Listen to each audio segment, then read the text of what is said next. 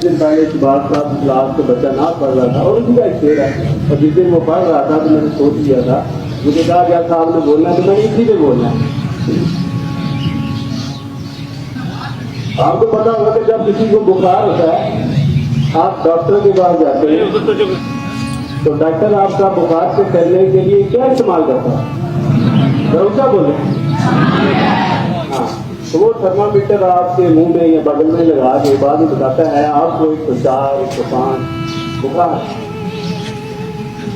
تو آپ کیسے چیک کر سکتے ہیں کہ آپ کے دل میں عشق سرکار کی شمع جل رہی ہے؟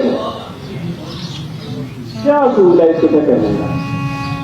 ایک کہ اللہ کے نبی صلی اللہ علیہ وآلہ وسلم جو چیز تمہیں دے لے لو، اور جس چیز سے منع کرے اس سے منع ہو۔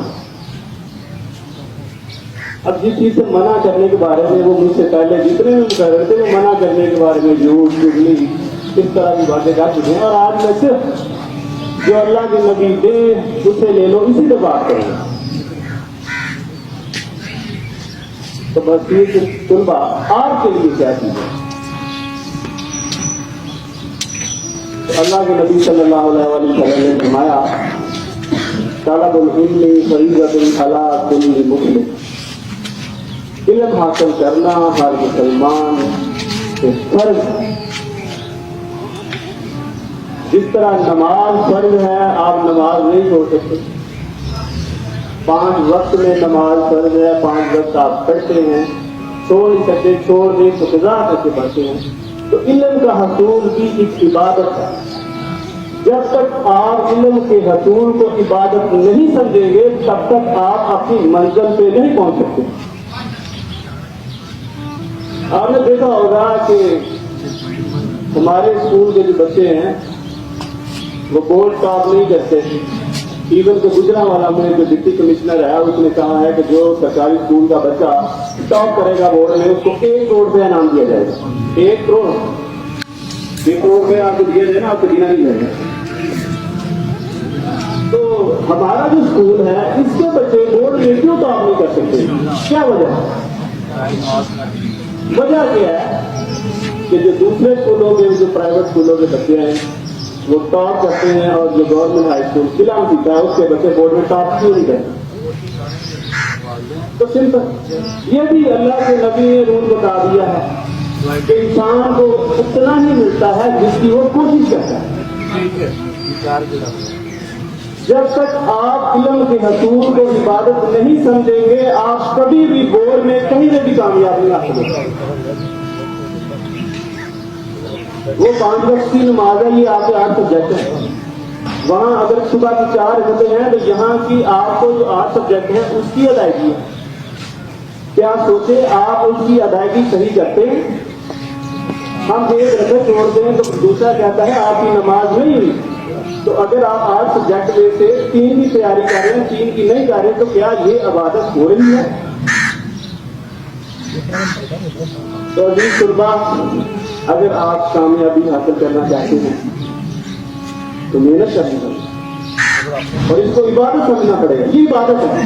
کچھ لوگ یہی کہتے ہیں کہ قرآن پڑھنا ہے، یہی بات بھائی قرآن کی ایک اور جگہ پہ کہا گیا ہے، تم میں سے بہترین وہ ہے کہ قرآن کی چیز سکھائے، اور علم کے بارے میں اللہ کے نبی نے اور جگہ پہ کہا علم کے بغیر جیسے درویشی قرآن۔